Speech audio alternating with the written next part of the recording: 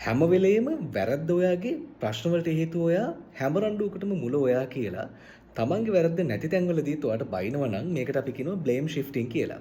මෙහෙම කරන කෙනෙක් එක්ක ජීවත් වෙනවා නම් ඔයා සැලකිය යුතු ප්‍රධාන කාරණා කිහිපයක් තියෙනවා. ඒවා මෙන්න මේ වගේ.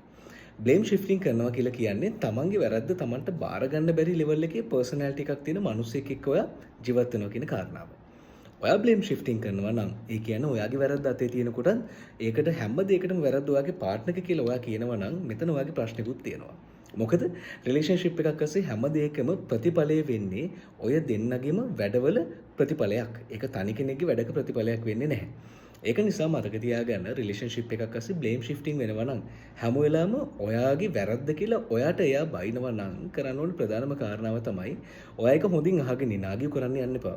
ඊට පස්සේ ඔයාට ඔප්පු කරන්න පුළුවන් විදිහට ඒක ඔප්පු කරන්න try කරන්න. එහෙම ඔප්පු කළත් ඒක හරියන්නේ නැත්නම් ඔයා හරි කෙනෙක් ඔප්පු කරන්න නිතර try කරන්න ගිහිල්ලා ඔයාගේ ජීවිතයේ තියෙන වටිනකම ඔයාගේ වැලියු එක ඔප්පු කරන්න උත්සාහ කර ඔයාගේ මානසික නිදහස නැති කරගන්න එපා. ඔයා මෙතන ඉන්නවද නැද්ද කියන එක තීරණය කරන්න. ඒ වගේම තමයි ඔයාගේ පාර්ට්නර්ත් එක්ක ඒ ගැන කෙලින් කතා කරන්න.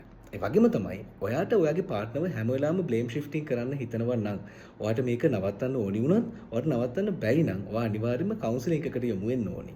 මොකද සමහරලාට අපිට ප්‍රශ්න එනවා අපිට ඒව නවත්ත ගන්න තේරෙන්නේ නැහැ. සමහරලාට සමහර ප්‍රශ්නවලදී වැරද්ද කාගේද කියලා තෝරගන්න අපිට තේරෙන්නේ නැහැ.